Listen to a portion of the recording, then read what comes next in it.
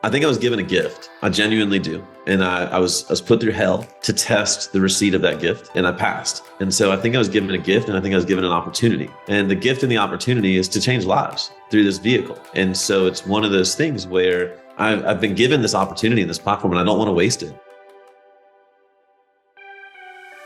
What's going on, friends? Welcome back to a brand new episode of Dieting from the Inside Out, because we know outer work without inner work just doesn't work, and you have to do the deep work. Now, today's episode is really cool. I interviewed a very good friend, but very much a mentor of mine, someone I look up to a lot, and have been very fortunate to spend quite a bit of time with him over the past couple years. And his name is Jason Phillips. Jason is one of the founders and creators of the Nutritional Coaching Institute, which is basically one of the biggest and best companies in the nutrition coaching space on equipping coaches to better serve their clients with nutrition and the service of coaching. Now, here's where it gets really crazy, though. This is one of the reasons I wanted Jason to come onto the show. Jason struggled coming up with basically debilitating anorexia. But think about that for a second. Jason has gone from being anorexic as fuck, really struggling with that eating disorder, really struggling with his relationship with food, his relationship with his body, the whole 9 yards. And then lo and behold, years later, is the CEO and the creator of an 8-figure nutrition coaching company that helps other coaches serve their clients better. Like, think about that for a second. That's insane. So that's what we talked about. We got into his story, his journey, but also how he's gone about improving his relationship with food, the whole story behind that. We talked about how basically he's dieted from the inside out and how he's really helped mend some of the relationships he has with his body, with his food. He's very open about how some of the struggles he still has with those things. And it was just such a really good conversation. But then the other thing that we really got into a lot that I wanted to pick his brain on is his perspective on balance and his perspective of having it all, because Jason has one of the most full lives I've ever seen. He's always on a plane. He's always with his daughter. He's always doing things. He's always serving other people's on stages all over the place, always eating out, always doing all this crazy stuff. But manages to stay lean all year round, manages to stay healthy and physically in check all year round. So he talked about some of his secrets and strategies and tactics on how to do that. This way, if you're watching this and you're let's say a single mom, or you're struggling with the balance with taking your kid here and going to work here and being in school here, I think you'll get a lot out of this episode. Now, before we get into all that, I have a few things. Number one, be sure to subscribe to the show. You'll want to definitely make sure that you're up to date with all the episodes that are coming out every single week. If you're not watching the YouTube, I have this whole interview on YouTube where you can actually watch Jason and I go back and forth, which is pretty cool. But I do want to say a big thank you to the sponsors of the show. Sponsor number one is Flex Pro Meals. This is one of the ways I keep my shit in check, and I really can stay on track with my goals with a crazy schedule, is always having Flex Pros in the house, because this way, I always have meals on deck ready to go. I can throw in a microwave, and they were made by a chef. They taste amazing, and they're high protein. The calories are where I want them at. And I don't have to spend more time, energy, or money in a drive-through. So Flex Pro has been the biggest game changer for me over the years, and we really appreciate them here on the show. If that's kind of your cup of tea, and it's one of those things that would help you a lot, having, more affordable food that's ready to go, that tastes amazing, that's in check for your goals, just having them on deck in your fridge, definitely check out what's going on at Flex Pro. You can go to their website or click the link below, flexpromeals.com. But I want to save you money, so use my code HamiltonTrained, and it'll save you 20% at checkout, which is pretty dope. Because I'll be honest, this is going to save you so much more money than going through drive-thrus, and it'll be way easier to hit your goals with. Then sponsor number two, which is First Form. I actually have one of their shirts on right now, and had a call with some of their people earlier today. But First Form is another sponsor of the show, and when it comes to supplements, we all know that supplements are not the end all be all. They are not always a must have for you. They're not anything like that, unless it is a gap that is important that you need fixed and you're not fixing it with food. Like, for example, we know that protein is pivotal when it comes to your goals, but if you can't hit your protein intake with food, we need to supplement with that. But we want to do it with something that is good quality, that has an accurate label, that's safe and that's tested, and all these different things. And so First Form is just one of the best places you could go. It's what I take. It's what we recommend to our clients. And I just don't want you gallivanting on Amazon, getting bullshit that isn't accurate or isn't made in an actual facility that isn't necessarily as safe or effective or whatever. So definitely check out First Form, hit the link below, and it does support me. And I really, really appreciate that. But otherwise, I'm super pumped for you to listen to the show. Like I said, be sure to subscribe if you aren't already. You'll want to share this show. I'm going to be creating a bunch of content with it. But I'll shut up now and get Jason on the line, and I'll talk to you in just a second. How are you, dude? I'm well. What do you want to talk about? So a little bit of everything, dude. What I want to get into to you, and we're already recording and stuff. What I really want they can hear me eating fucking potato chips. Right? Yes, 100%. I love it. That's half of what we're talking about. Bro, that's the best thing with like my show is like, I like to get right in like with recording because everyone likes the bullshit banter and the stuff, the off the camera stuff and whatnot. But, no, because what I wanted to really talk with you about is one, your entire story is pretty profound, going from like anorexic all the way to creating one of the most profound education hubs in the fitness, nutrition, coaching space. Like, I feel like those two things don't ever happen. So like, I'd love to hear a little bit about like that story. And I really think, cause like a lot of people who listen to my show really struggle with their like relationship with food, some completely disordered eating, and really the whole, like that side of stuff. But now you've done such a 180 with your journey, going from being like what I would label an extreme on this side, like full blown eating disorder, to CEO of a nutrition coaching company. Like how does that happen? Well, I want to be really clear in the sense that I don't even think that I've completely recovered from an eating disorder. And I try to be kind of vocal about that, more so for the fact that like, I think that everybody that's experiencing issues with food thinks that one day they're magically going to do one thing and that's going to end the relationship or the negative relationship with food. And I just don't think that thing exists. Obviously I was very much on like the extreme end of it, in the sense of like, I was really like, I was 2 days away from a clinical intervention, man. Like I was bad. I was 118 pounds. I was doing, upwards of 60 minutes of cardio a day. I was, weight training every day. I literally was like, if I thought it would get fat off my body, I was doing it. And I felt like a complete piece of shit. I would wake up and I would have a little bit of energy. And by 2:00 every day, like that was like the magic time, I had nothing. And I used to joke, I'm like, it didn't matter what was near me. If 2:00 hit and I needed to sleep on the floor, I would just sleep on the floor. Like I was that exhausted. I had to go to sleep. And so, that was the extreme. And fortunately for me, I overcame that. But I don't think that I'm 38 today. I still have body image issues. They still prevent me from doing things that educationally I know would be more correct inside of my life. And I'll give a couple examples in just a second. There's still a level of insecurity that I have with it at times. And I think that honestly, man, the vulnerability that I've created around it is part of kind of overcoming the insecurity. And I think that, there's two types of ways to deal with it. You can internalize it, or you can speak about it openly. And I just think that the lesser of two evils is speaking about it openly. And I think that once I was able to overcome it, I was able to, I knew that overcoming it created so much opportunity in my life. And so that was like, man, I need to use this vehicle to create opportunity for others. So yeah, I mean, there was never the intent, obviously, to overcome anorexia and become the owner of an 8-figure company, but right. It most certainly was the intent after overcoming anorexia that I want to help as many people as possible, and that I recognize the vehicle of health and fitness can change the lives of a lot of people in this world. Yeah, for sure. I think, to be honest, that's where like one of the facets of a really good coach is they use the vehicle as fitness, nutrition, or whatever, change their life. And we immediately want to go, I want to show as many other people this, versus the other way around. When people get into the coaching space, it's the good coaches. I find it's not like, oh, I want to go make a whole bunch of money. Like if you help a lot of people, you're going to make a whole bunch of money. But I think the best coaches that I've ever seen had the transformation like you've had. And then their instant thing is, I want to go help as many people as I can. Well, yeah, I mean, even Alex Hormozy, who I think everybody can agree he's one of, if not the best entrepreneur of our generation, would openly say that the most powerful marketing message is not "you should do," but more so "I did."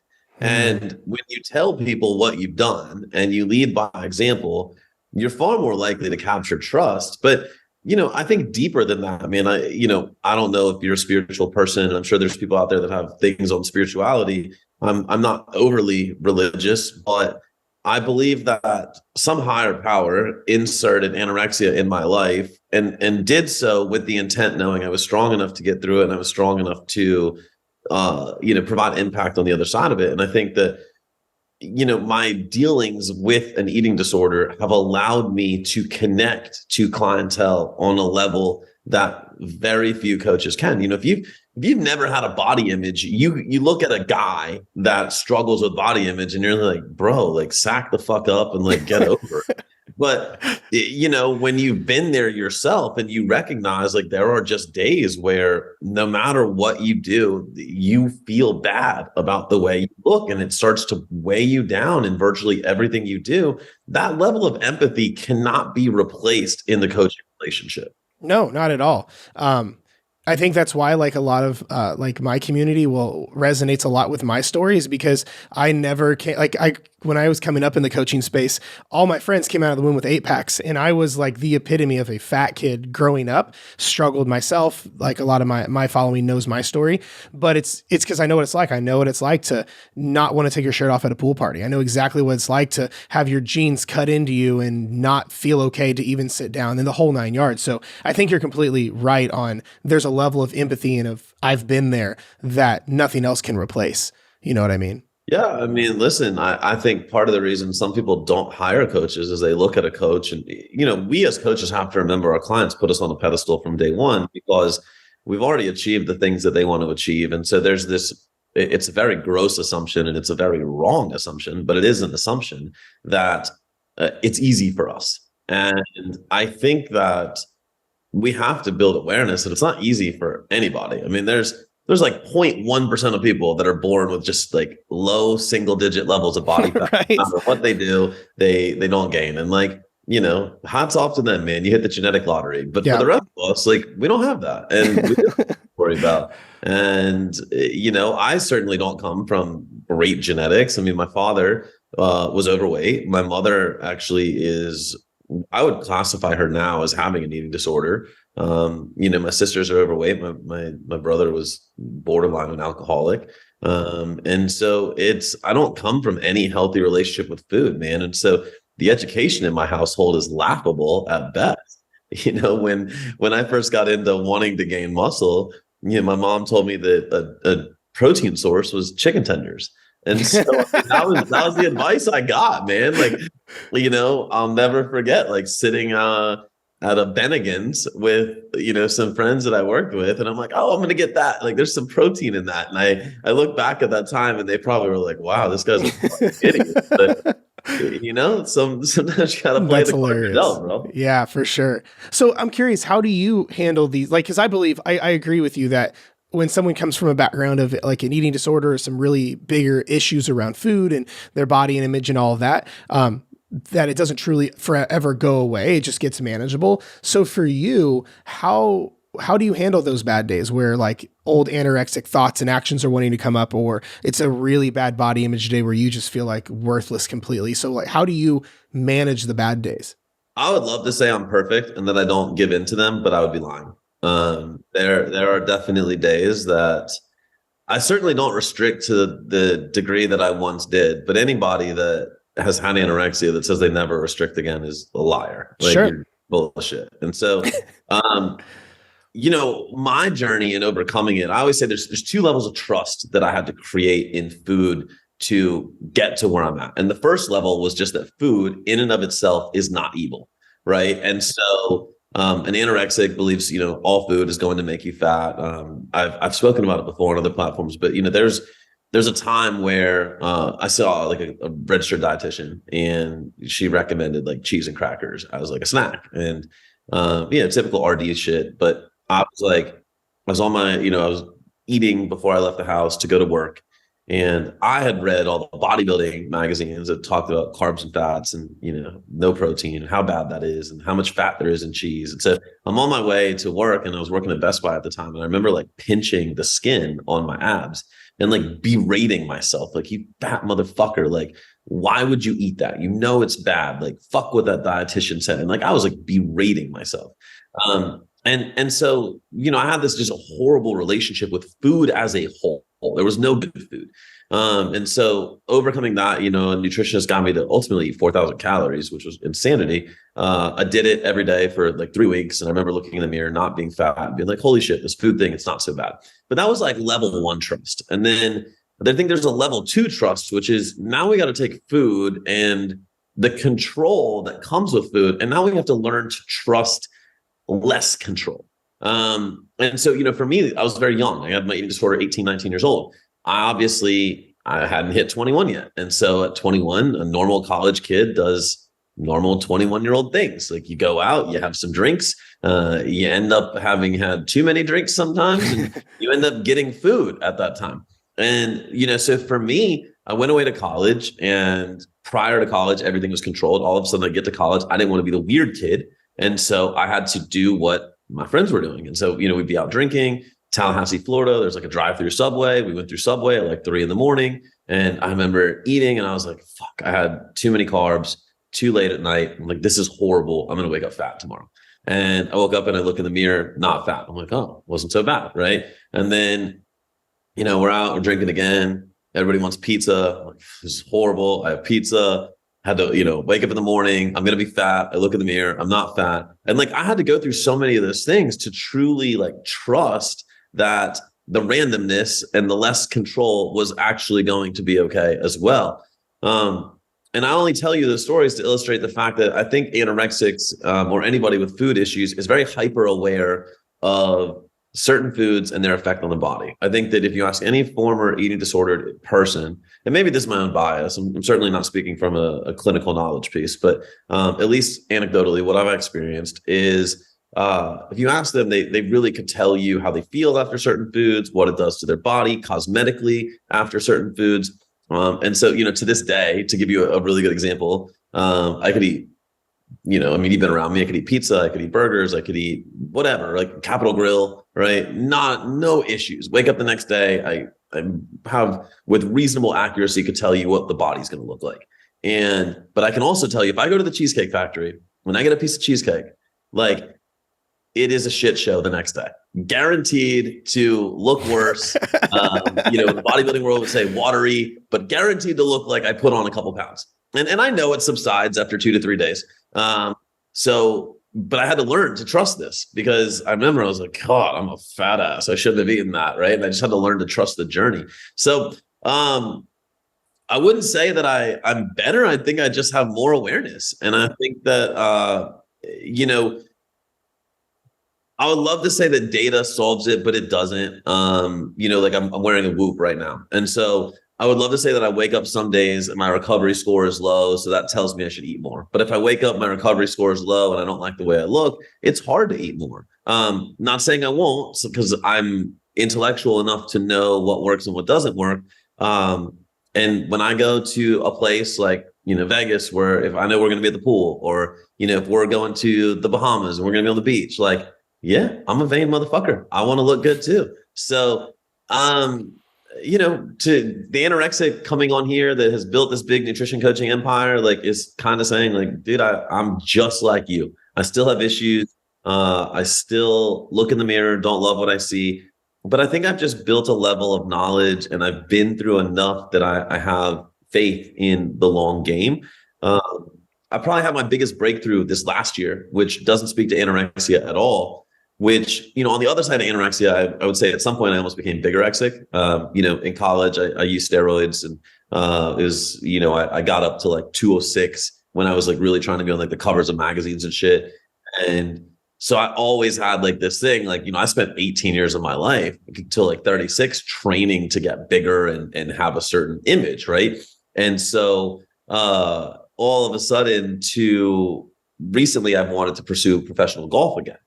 And so you don't see a lot of pro golfers that are like 190, 195. Jacked to shit.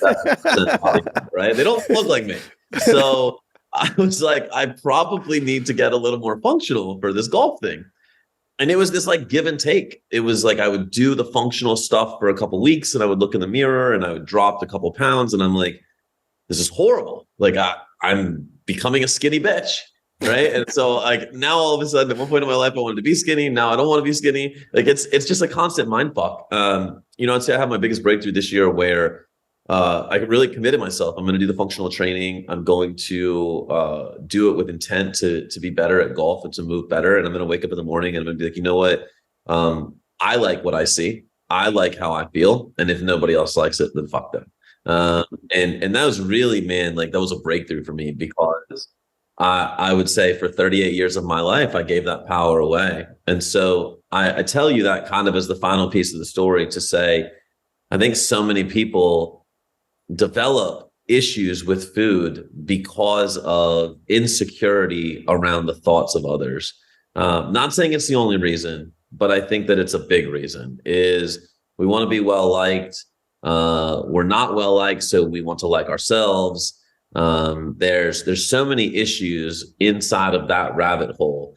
And I used to see people all the time, man. I'm like, God, I wish I could be like you. I wish I could go to a bar and eat nachos and have a couple drinks and go home and give a fuck. And I can't, except now I'm glad I can't. Like now I'm glad that I'm disciplined and I want success. And, I think it was ultimately the catalyst to my business success. So, there's a lot to unpack in there, I'm sure, but that's kind of where I'm at. That's huge, man. I love that. And like, that's the thing is I think that there's so many nuggets in that. But for you, the turning point really started it sounds like when you basically had irrefutable proof in front of you that you couldn't argue with. You ate the cheese and crackers and you weren't a fat fuck the next day. And it's like, oh, maybe this isn't the way I thought it was. And that was where the moment started to turn for you. Yeah. I mean, the first time, a trainer at the gym had told me to eat 4,000 calories a day. And so I did so. And it was like really like 2-3 weeks later that I was like, wow, I've been doing this every day and I'm not fat. Like, holy shit, this food thing's not so bad. But then, at college, it was literally like waking up, like, vividly, I could paint the picture of what the apartment that I was living in looked like. I could tell you where the building was in the apartment complex, like, fucking the shape of the room, like where the mirror was in the bathroom. Like it's very vivid in my head to this day. And I remember like running to the bathroom and looking like, okay, I'm not fat. And yeah, man, like those were powerful times. That's awesome. That's super big. One thing you said that I want to go back a little bit that I think is really, really powerful is when you said that so much shifted when you no longer cared and had the attachment to all this stuff what other people think. Cause I see that I see that like in coaching a lot. I even see that in myself with like I think there's a lot of some of the goals that I've wanted in the past is like, well, what is it? Because these people are going to think or whatever the case is. So for those listening that struggle with that and they go, no, it's absolutely that. And I'm trapped by what other people or my perception of what other people think. How would someone from your perspective go about changing that? Like for you, because it sounds like for you, it just hit you, right? But how does someone who's like, no, I'm trapped by this. I don't know how to get on the other side of it. Where would one start to get on the other side of that? Yeah. I mean, first of all, you come to realize that people rarely think about you at all. And that's while you're living. And then you realize you're going to die. And after that, they're not going to think about you at all. Like I was just interviewed on a podcast recently. And so I think it happened in late 21, but it might've happened in early 22. Like Betty White died. Yeah. Like she was really influential in society, except if I asked you today, name somebody famous that died recently, you wouldn't say her. Mm-hmm. And at the time it was like a big deal. It was like on the cover of like every fucking magazine. And now nobody talks about her. Right. And so it's one of those things. I mean, I certainly am under no illusion that I've had an impact on this world like she did. And if I expect people to give a shit what I did, post death, they're certainly not going to talk about what my abs looked like. They're certainly not going to talk about the assets I had. And they're certainly not going to talk about their jealousy and or fear of missing out because of the things that I have. They're probably going to talk about the impact I have in this world, which is really all I link myself to. And so, my whole mission became about that, which was like, if I have impact, like fuck everything else, and nobody can ever take it from you. Those are things that will live far beyond you living. And it's like, if our time on this earth is so finite. I lost my dad last year. It really put a lot of things in perspective for me. And my dad he was an amazing human, dude. Like everybody loved my dad. Like if you met him, there's a very good chance he tried to help you with something. There's a very good chance he did something for you.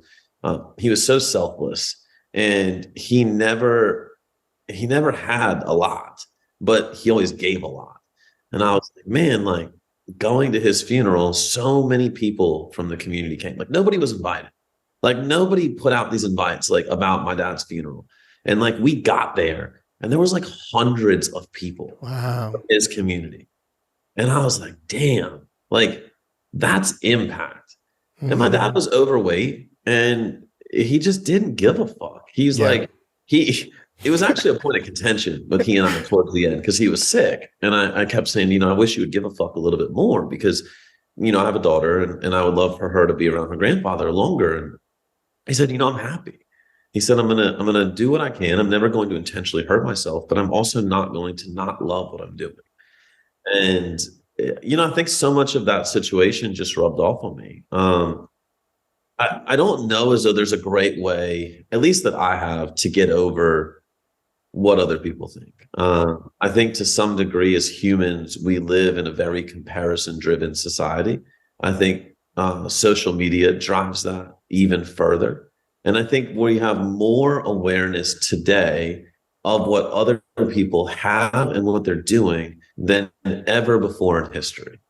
And I think it's a double-edged sword because I think for some it's inspiring and I think for some it's intimidating. And the ones that become intimidating are the ones that allow it to dictate actions that may not be aligned with what they truly desire. For the ones that are inspired, I think it's creating leadership levels that we've never seen before. I look at just the macro space and, Tony Robbins didn't have Tony Robbins. He had Jim Rohn, but he way past Jim Rohn. Zucks didn't have Zucks to chase down, but look where he is. Elon didn't have anyone to chase down. Hormozy really didn't have anyone to chase down. And it's like, these guys are looking at other sources of inspiration and saying, I can do that and then some. And they're not caring about what the other people think. Yet there's people not even trying because they're like, well, I'll never be Tony, Elon, Zucks, or Hormozy.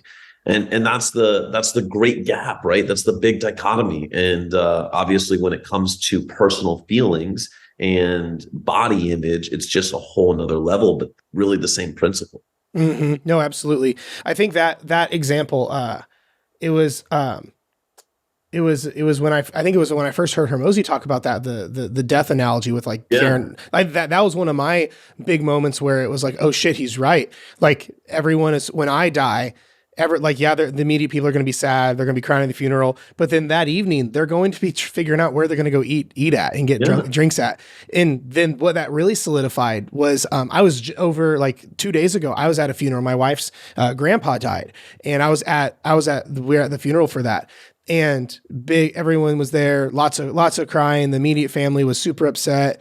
But the same people that night were like, all right, where can we go get drinks at? Where can we go? And I was like, 3 hours prior, you were bawling your eyes out. Now you're literally game planning what restaurants and bars you're going to go to. And again, not that that's wrong. Not that I'm saying that's wrong, but I'm saying is like, that helped me a lot. Realize like, oh shit, I really need to quit giving a fuck of what others think and dictating my actions in my life. You know what I mean? Yeah, it's such a deep rabbit hole because again, I think you're also taught from day one to almost pander to the opinions of 100%, right? Like our parents, they tell us when we're out, like, we don't want them to think you're a bad kid, or we don't want them to think you have no manners. Yeah. Like, so you're literally taught like the impression you're placing on others matters. And, I've spoken on huge stages at this point in my life, and it's no secret that I will not exactly have the best language.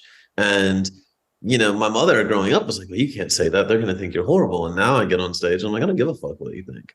Right. And that was that was a big catalyst for me on that side. I wish I could get that to the body thing. I haven't figured out how to do it. Like, again, at 38, man, I'm still a little fucked in my head. But, I genuinely, there's very few times in the world where I think I'm going to care what you think about me when I'm delivering what I know to be the truth. And I think, where I haven't had success on the body side, that's also why I've had success on the business side. I was just talking to a group of people this morning, and I said, there's two people in our space that I think are really good. And if you hired them over me, I would say, okay. And neither are hireable because they work on equity. And I said, if you told me you hired anybody other than me, like I would say, okay, that's your choice. But I'm very much of the belief that I'm the best, and that I have the skill set to give to everybody that needs my help. And I love that I've been able to get there. And to say that publicly, because I haven't been able to do that on the physical side. And I think there's a lot of people that will listen to this that are struggling with the body side and looking at the other aspects of their life, and they're very successful. It's the same things that hold you back that are driving you forward. And that's kind of the whole fucked up part of it all. Super fucked up. Yeah, right. It's your ability to channel things that way that is driving you forward. So, I used to talk about, and anorexics will hate this, and, registered dietitians will hate this, but one of the, anorexia, while it was the worst thing to happen to me, and I would never wish it on my worst enemy, it was also one of the best things that happened to me. I was a fucking shithead at 18, dude. I was not a good person. Not to say I was a bad person. I was raised very well, but I had no discipline. I had no work ethic. Nothing mattered to me. And I would have probably ended up like working at fucking Starbucks. And, just no disrespect to anybody working at Starbucks. But that's what I would have ended up doing. Or I would have, honestly, man, I thought at one point, right before I overcame anorexia, I thought I was going to the military. Like, I just really? I thought it was the only thing that could save me. I actually had looked into going to the Coast Guard Academy. And it taught me that I'm in control of literally everything. And, again, that thought process has served me to get to where I am. I am in control of my surroundings. I am in control of my future. I'm in control of, my financial success and all, and even my physical success. So, it may not always feel great, but you put in the work. And when you're anorexic, you rarely feel great, but you do the work anyway because you think you're fat all the time. So it's you just fucking do it, man. Sure. No, I totally agree with that. Like like Ed Milet talks about it the most I've ever seen anyone. The concept of life is always happening for you, not to you. And I think so many people are spending too much time fighting for their limitations and fighting for the hands they were dealt. And I think that's a huge issue. Like, I think in the coaching space, like with clients and people just in DMs and emails and things like that, I see way too many people putting so much of their time like, well, you don't understand. I grew up like this. You don't understand. My parents taught me that. You don't understand. I've always never been whatever. But my thing is, like, I know I get that and I hold space for that, but that is so much mental capacity you are spending keeping stuck, Yeah, I'm going to be honest. I don't hold space for it. I think it's an active decision. And I think that, even the funny part is, man, I didn't realize I was anorexic until long after being anorexic. Really? So yeah, I don't know if I've ever talked about this publicly. So I was 48 hours away from the clinical intervention. A trainer at the gym. The story goes, there's a bodybuilder that would come in the gym every day. I was working at the desk at Gold's Gym, and he was prepping for a show. So he was super lean, super jacked. And I was like, that's what I want to look like. And she was like, cool. I do his training. I do his nutrition. And I'm like, can you do mine? She's like, yep, go eat 4,000 calories a day. And I was like, done. And this is 2002. So I went to Barnes and Noble. I got a calorie counting guide. I wrote out my own meal plans, and I just started eating it every day. Right. So I was 48 hours away from my doctor and my mom clinically intervening and taking me to a clinic. At the time, anorexia ruined every facet of my life. I thought I was going to be playing golf for a major university. I ended up taking a scholarship at the local university, George Mason University, by my house in Virginia. I ended up tearing my labrum. So I didn't play, but I did take courses there, right? Like, my mom's thing was like, if you're going to stay at home and you're not going to play your first semester, like, you're still taking courses. My parents were very adamant. I was going to be the first one in my family to graduate school. And so I was super fascinated by nutrition. And so I took a nutrition course. And I'll never forget, the teacher starts talking about eating disorders and signs and symptoms of them and characteristics individuals display. And the one that hit me was that anorexics hold it as a trophy, and that they share with others how much better they are because of the negative habits that they continue to display. And I remember being like, fuck, I was anorexic. Or maybe I am anorexic. But I was like, fuck. Like, dude, my nephew at the time, God bless him, he's grown up to be a great guy. But my nephew at the time, I remember being like, God, you're eating that? You fat fuck. And like all the people around me, right? Like, I just judged everybody. And I had like this moral superiority complex of like, wow, how could you do that? And, you know, anorexia is food is fuel, blah, blah, blah. Like, I just remember being like, holy shit, that I was anorexic. And I hadn't connected the dots. So it wasn't until, you know, several months after that I actually I connected the dots. And, you know, there's me strolling up to George Mason University with like my gallon jug. And, you know, I think one day I made the mistake of like, you know, I used to put Crystal Light in it so I could get my gallon of water in. And I think one day I made the mistake of putting like lemonade flavor in. So it looked like I was carrying a gallon of piss. And I got asked like 3 times at school, like, why are you carrying a gallon of piss? That's hilarious. But, you know, but yeah, man, that was where the realization really sunk in. That was the time of my life. That's crazy, dude. I've never heard that story. That's fantastic. Yeah, I don't know if I've ever told it. I don't know if I've ever told it. I love that. Well, I appreciate you sharing that here. And you and I've spent a lot of time together. So like, that's awesome. That's super cool. Well, that's one of the other things I'd love to hear you touch on. And I think my audience would really benefit from is you have one of the fullest lives of anyone that I know, right? Like on top of not just like you're a dad, right? Not just like as if that wasn't enough, but you're a dad, you play golf, you're in a relationship, you run a massive company, an 8-figure company. And I know I see you at least several times a year, 4, 5, 6 times a year. But I swear every time we talk, you spend more time on a plane than you do at home.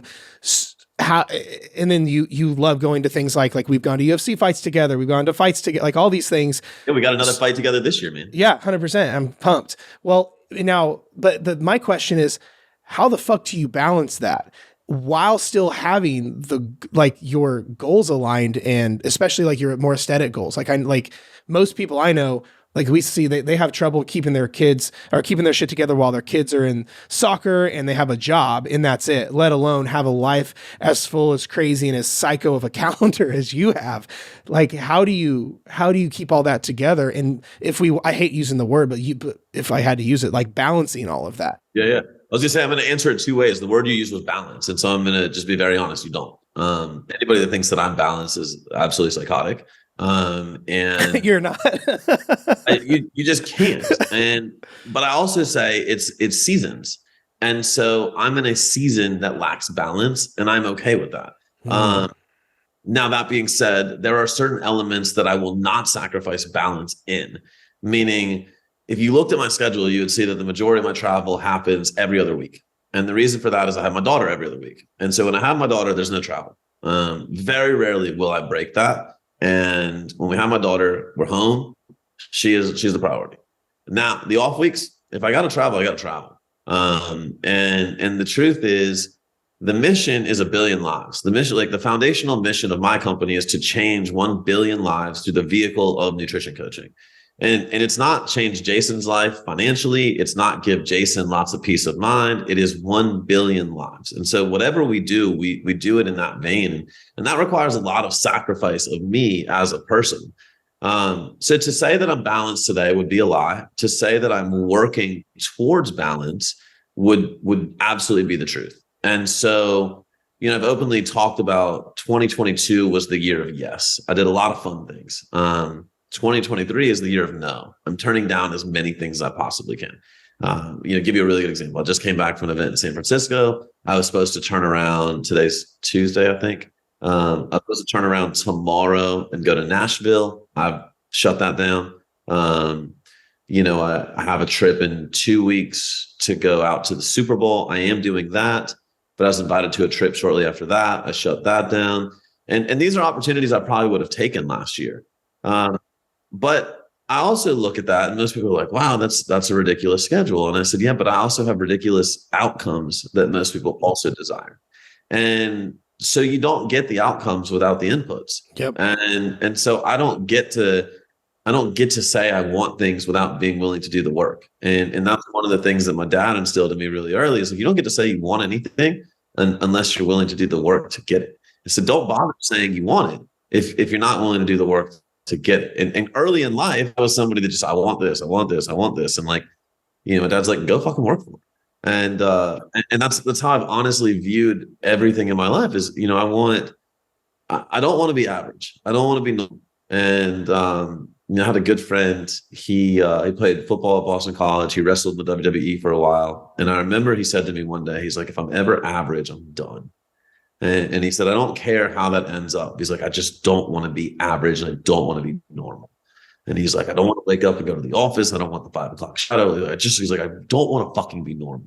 And I was at a place in my life where that didn't resonate with me at all at the moment. I'm like, whatever. I'm like, cool, dude. Like, he was a partier, but I'm like, go fucking party some more. Except as I like got older, I'm like, yo, he was right. And so like, I always think back to that time. I'm like, I get it. Like, I understand where he was at in life. And so, I just think I have a commitment, man. Like, I think, not to say, how does this not come off douchey? I think I was given a gift. I genuinely do. And I was put through hell to test the receipt of that gift. And I passed. And so I think I was given a gift, and I think I was given an opportunity. And the gift and the opportunity is to change lives through this vehicle. Initially for me, it was nutritional knowledge and kind of changing a paradigm thought in the industry. Obviously, I was joking, 2012, I was the most hated nutritionist in the CrossFit industry and in the performance industry. In 2013, I was the most loved. And it's because I brought radical ideas to the space that I had to prove would become successful. And I did so. In 2016, 2017, I was not one of the most well-liked business people. And, today, whether you love me or you hate me, you got to respect what we built. And so it's one of those things where I've been given this opportunity and this platform, and I don't want to waste it. I just don't.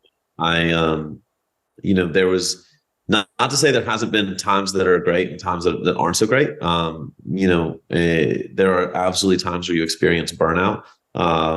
And I'm very cautious of that today, but more often than not, man, I will sacrifice myself. I will sacrifice my own personal desires to give. Now, the flip side of that is the aesthetic side that you asked.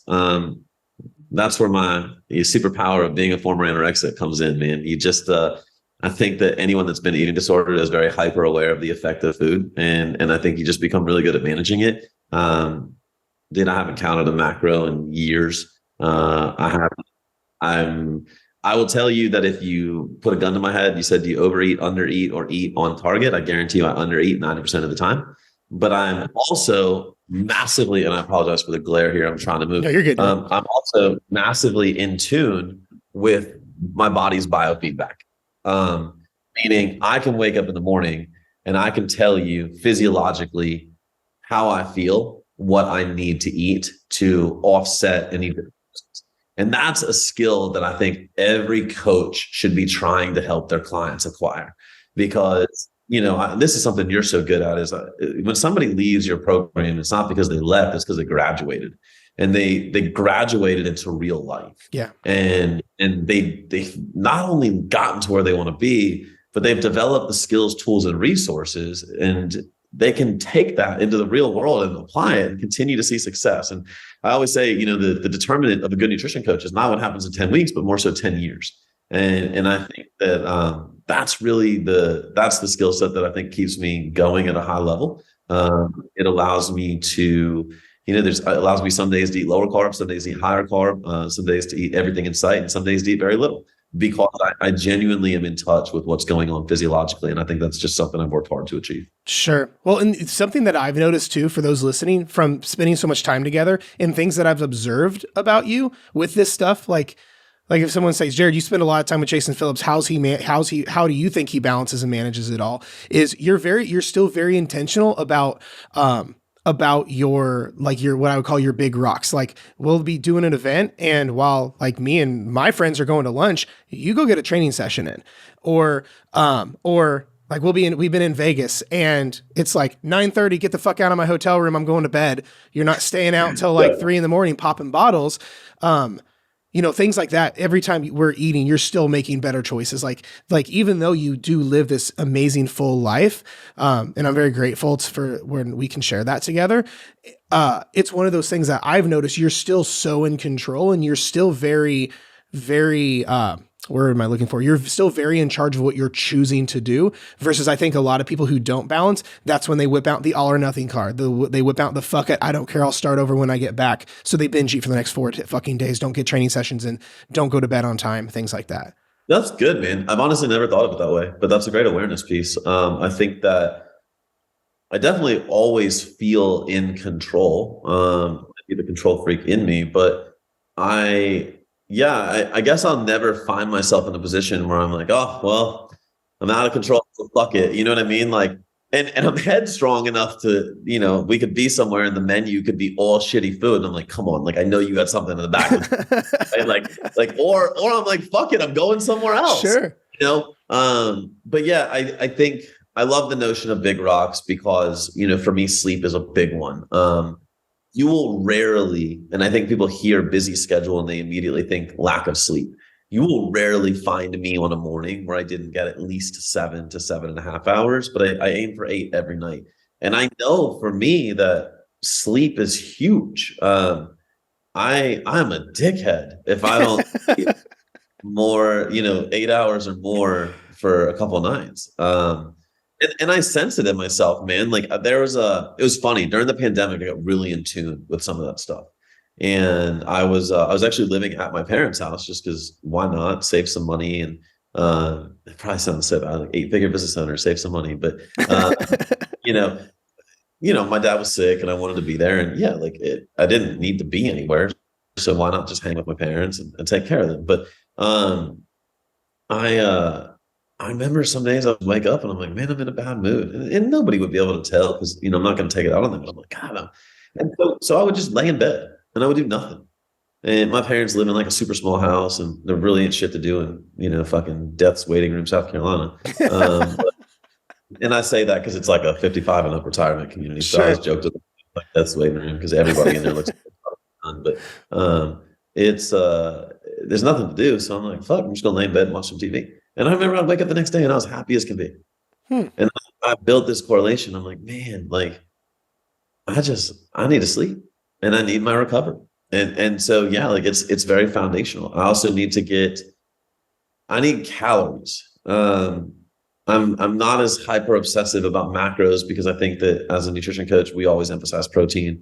And so as long as I get in protein and calories, I feel pretty good about where I maintain. So, my preferred way of getting in calories, I love food. I'm a foodie at heart, right? I love good food.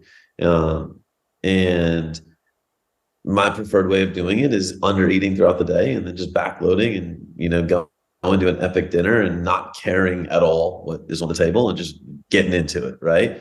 And so I look at it that way and I set my day up. I have a reel that I'm going to put out in the next couple of days that says like lunch is making you fat. And it was a joke that I said to my team one day because we got on a team call and like 3 people were eating lunch. I'm like, what the fuck are you doing? I'm like, stop. I'm like, lunch is making you fat. I'm like, it's making you dumb. And me and Alex Hormozy always have this conversation that lunch has no utility. It just slows down your progress. And, inevitably the insulin spike, even if it's small, inevitably slows down your ability to think. And so that's just been a running joke with Ian. That's funny. So, that's hilarious.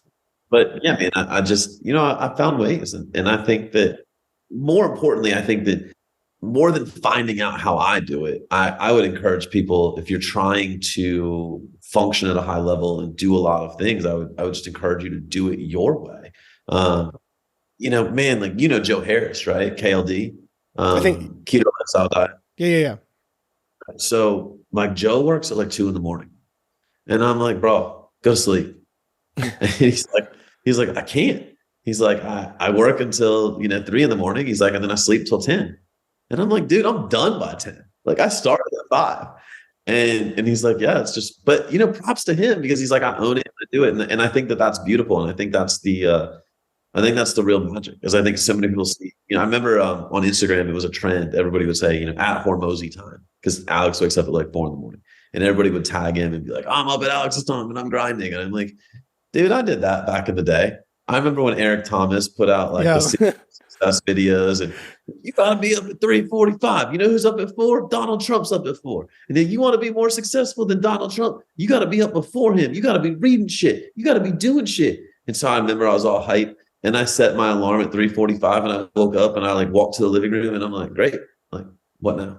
Yeah, I feel that. And I'm like, it's 3:45. I'm awake. Like, where's all the money? It's not raining cash. And I'm like, I have no idea what the fuck to do. So I just went back to bed. Yep. I started realizing it wasn't being up at 3:45. It was having something to do at 3:40. And so don't buy into the hype of there's certain times. Like, I get your shit done. I love that. Fuck, man, this has been so good. I really, really appreciate you coming on.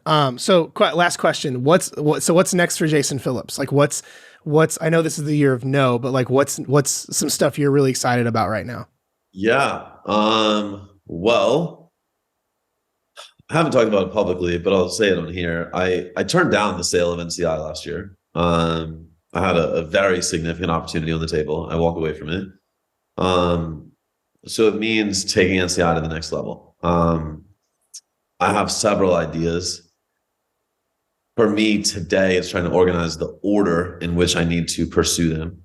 And I have a very clear target as to where I want our company to get to for a potential exit long term.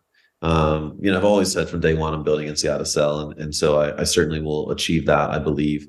But I have some really cool ideas that I think are very innovative.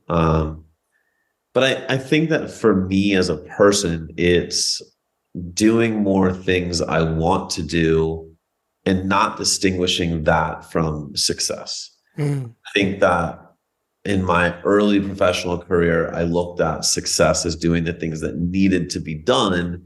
And then whenever I did the things that I wanted to do, I looked at those independent from success. And I actually believe that there's I won't say that you need them to mix, because I don't think you need to mix them, but I think that they can, they can definitely like happen together. They can coexist. And so I think it's that, man. It's slowing down. I'm in my new house and I'm trying to love that. And I think it's connecting with me and slowing the fuck down and not needing to do everything, but still achieving everything. And that's probably really vague, but that's where my head goes. I love it. I love it, man. Final thing, where can people find you to learn more about, you, follow you and all that stuff? And then we'll put it in the show notes. Where's the best spot for people to kind of follow your journey at? Yeah, I think best thing is Instagram, and then send me a message. I run my own Instagram. I check all the DMs, and so if you have questions, I'm happy, obviously, to answer them or point you in the right direction or do whatever I can. So it's NCI_CEO_Jason. So my old one, too many fucking people imitating me. It's ridiculous, bro. and reporting me saying I was imitating them, which is a whole nother issue. So right. NCI_CEO_Jason, just hit me up. Happy to give you discounts on our courses, happy to steer you in the right direction, happy to give you business advice, life advice, whatever I can do. You can tell me, fuck you, you suck. That's cool too. I respect everyone's opinions, and at the end of the day, I want everyone to be successful. Like I think that's the coolest place of where I've gotten to, man. If you'd have met me 18 months ago, I had a massive chip on my shoulder and I wanted to prove to the world that I was better than everybody. And I think today I just want to prove that there's impact to be had in this world. And if I can be just the smallest piece in it, that's super cool. There's almost 8 billion, there's over 8 billion people on this planet now. And, to impact 1/8 of that would be amazing, to build a movement that ultimately, I believe, far after my generation will happen, to look back at our time and to say, man, like we were the catalyst of this. I mean, if you think about it, dude, nutrition coaching is like less than 20 years old. It's a baby.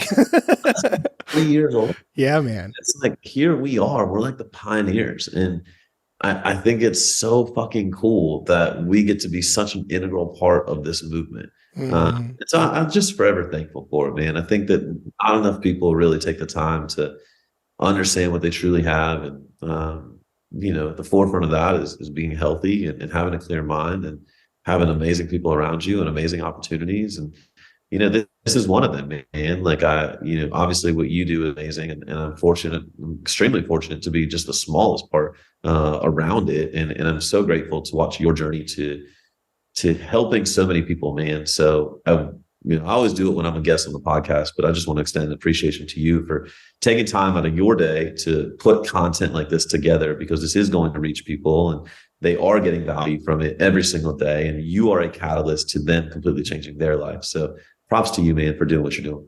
Thanks, man. I appreciate that. And it's crazy. Like then it all started back when those Instagram DMs. It's where your and my journey started. So I love it, man. Well, I appreciate you taking time out of your busy ass fucking day to do this. And I'll put all that stuff in the show notes. So I appreciate you, man. Always, brother. Appreciate you, dude. And we are back. Thank you so much for tuning in to today's episode of Dieting from the Inside Out. It means a ton to me. If you're watching this, it means you made it through the whole thing. I know it's a longer one, but thank you so much for being here. I do not take it lightly that you take this much time out of your day and give me some of your time and attention. It means more than you know, so thank you for that. Now, a few things for you, depending on if this is your first time listening or you've been here for a long time, you'll want to check out all the goods I have for you in the description.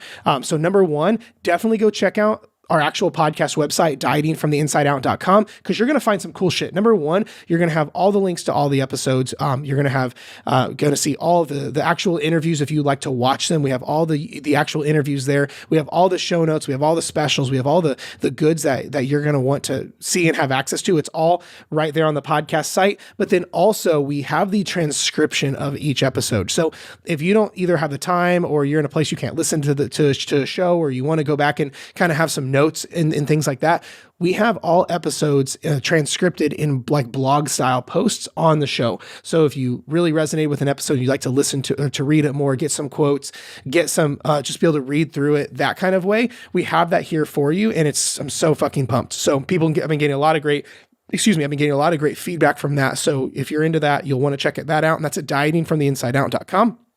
Now, depending if this is like your first time listening, or you've been around for a while, you're going to want to go to the description for all the other good stuff I have. Number one is we have Jason's stuff all down there. So if you want to connect with him, reach out to him, I would highly encourage you to do so. But then we also have a few things. If you're listening to this and you aren't quite sure like where to get started with losing weight the right way without like diet culture BS, and you're not sure how to go about actually getting results in a sustainable way where your life doesn't suck, go through my free course. It's called the Fat Loss Checklist. There's a link down there. If you don't have a home base, was what I like to put it, as in if you don't have a place you can go to get loved on, to get support, to get your problems solved completely for free, to get your questions answered, and to be part of a community of people where you're not alone anymore, you'll want to go join my Facebook group called Fat Loss Simplified. There's a link down there. I'll be sure to make sure you get let in. Because I think everyone needs a spot to go to, because community changes lives. I know when you're trying to do this the right way, you can feel alone. Like, your partner may not get it. Your friends may not get it. Some friends may be passive aggressively jabbing at you for, trying to change your life. Well, that's not okay. You need to be around people who are like-minded. From someone who's leading the way. So I lead that group. I put so much content in there, and I just want to help you. So if you aren't part of that, be sure and join. It's called Fat Loss Simplified. Link is down there as well. Be sure to follow me on all my other socials. Sorry, I'm just going through the list in my head. Be sure and follow my other socials if you like this kind of content in your regular feed on like Instagram and TikTok. Those links are down there. And then as always, if you need help, and if you're like, I just don't know where to get started, and I need a higher level of accountability, I need some one-on-one time, I need some attention from someone just showing me exactly what to do, because I don't want to have to think about it, you can always apply for coaching. And because I have a special place in my heart for my podcast listeners, basically if you applied it for coaching and get accepted, I'm giving away about $4,000 worth of free shit, which is pretty dope. But then you'll also go to the top of the list from our application side, because you can get right on the calendar from the link that's in the description to apply for coaching. Otherwise, that is it for today's episode. Be sure and subscribe if you haven't already. I love you. We will talk to you next time.